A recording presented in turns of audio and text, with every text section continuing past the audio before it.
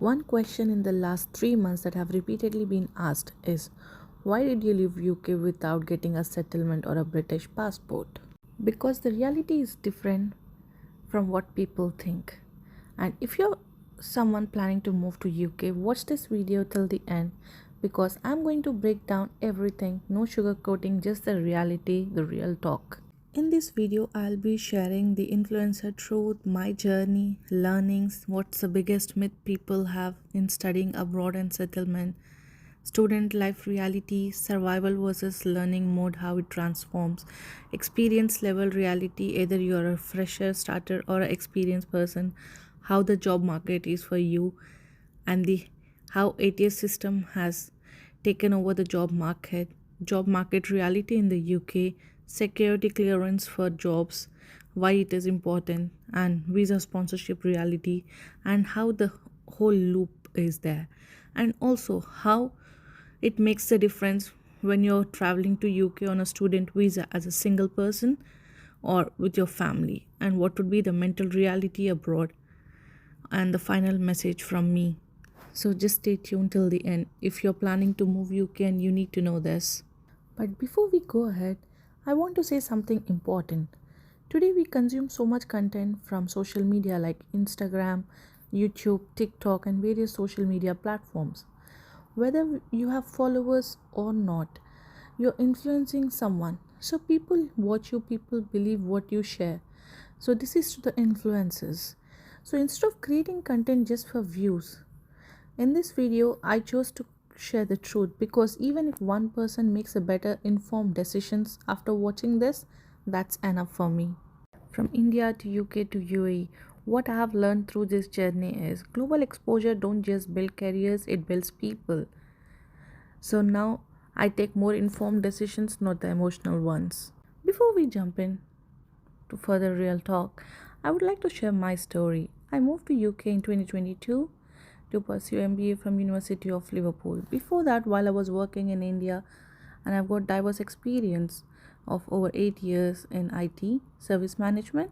While pursuing MBA, I never thought about this, but now that when I reflect back on my journey, I truly feel doing the MBA has given me a different perspective of looking at things in terms of professionally. It has changed and evolved me as a person. Now, everything that I do, I have that 360 view of everything. Either it's infra, either it's operations, either it's management.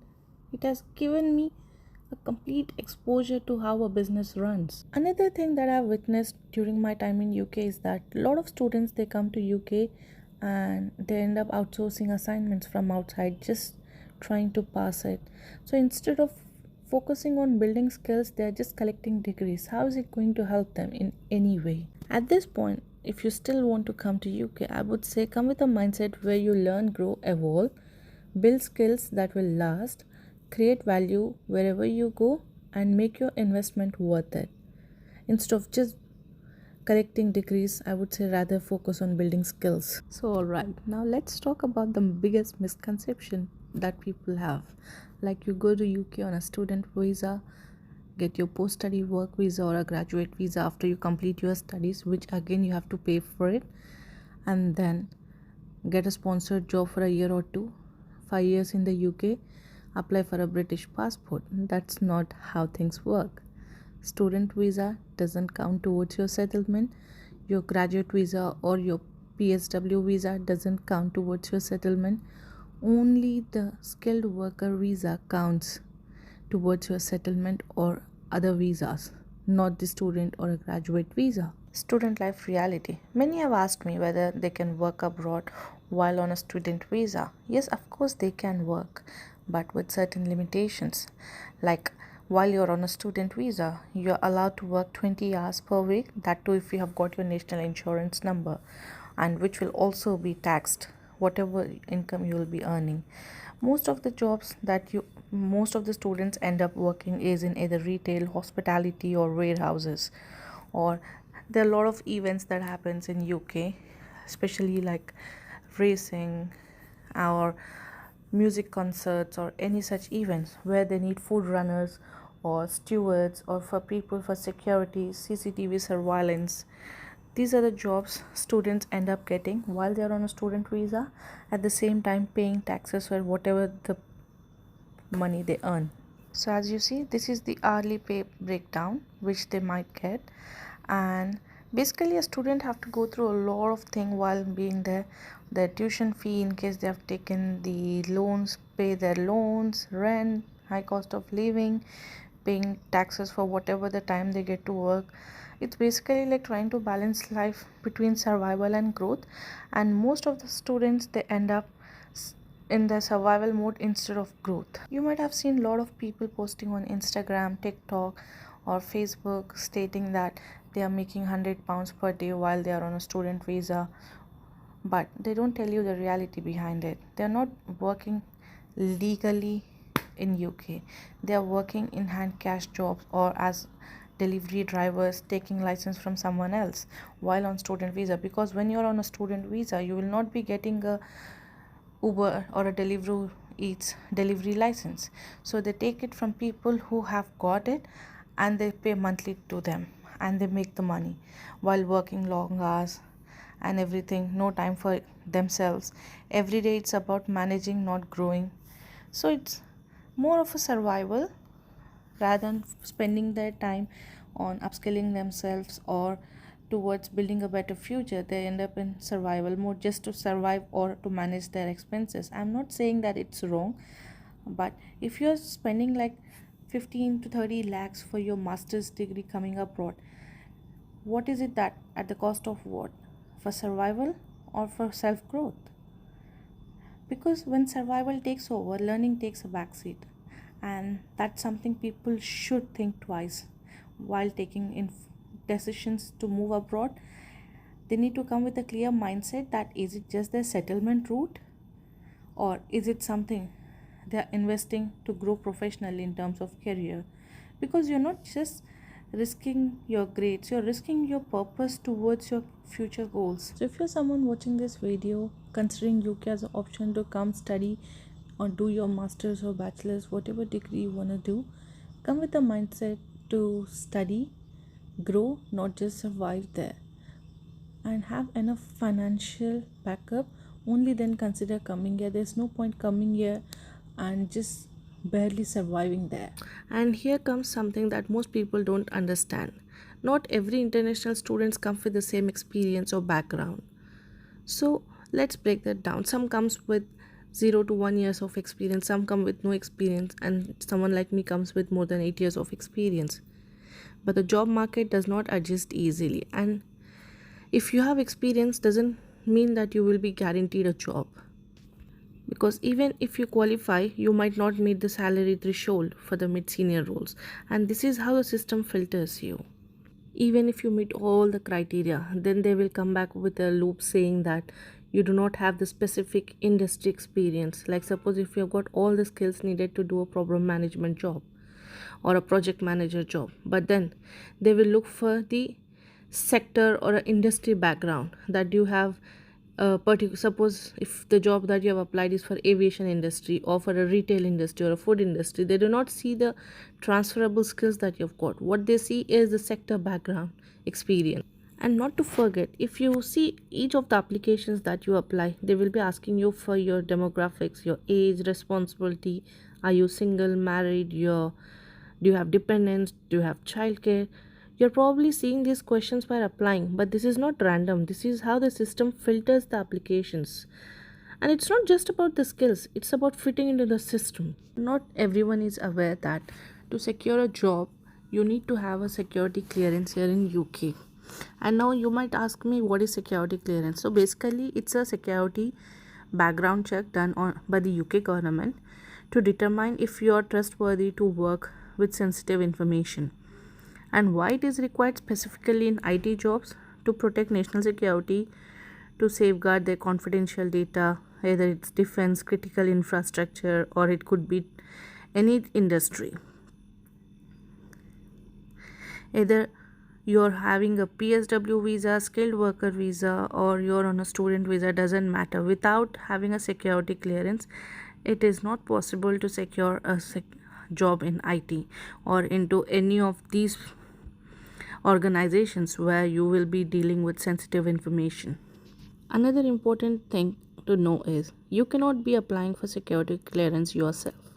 Your employer must sponsor and apply for you, and it is not related to your visa, but the nature of the job and organization, it definitely does matter. And also, in that, there are different levels of security clearance that is needed, and who needs it. Like as I said earlier, security analysts, cloud engineers, or anyone into IT roles or government defense, NHS, or finance roles. And without this clearance, employers simply cannot hire you for many roles. As I said, your skills might get you an interview, but security clearance gets you the job.